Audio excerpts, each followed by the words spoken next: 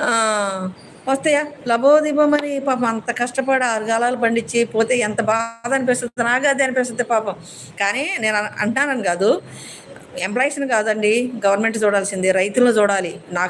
నాకు ఆవగింజంతా గూడా ఒక్క సెంటు గూడా పొలం లేదు. అయినా సరే నేను చెప్తున్నాను. ఏ ప్రభుత్వం వచ్చినా ఆదుకోవాల్సింది రైతులనే పాపం.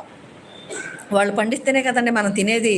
ఆళ్ళు అప్పులు జేసి, అది జేసి, ఇది జేసి, నానా బాధలు పెట్టి, వడ్డీలకి డబ్బులు తీసుకొచ్చి, పాపం పండించి మనకిస్తున్నారు. ఒక రూపాయి ఎక్కువ, తక్కువ చేసి అమ్ముతున్నారు. అదే నాన్న అదే సెలవులేని ఉద్యోగి రైతు ఎంత కష్టపడతాడో పాపం. నిజంగా ఆళ్ళకి ఏ ప్రభుత్వమైనా ఆళ్ళని ఆదుకోవాలండి.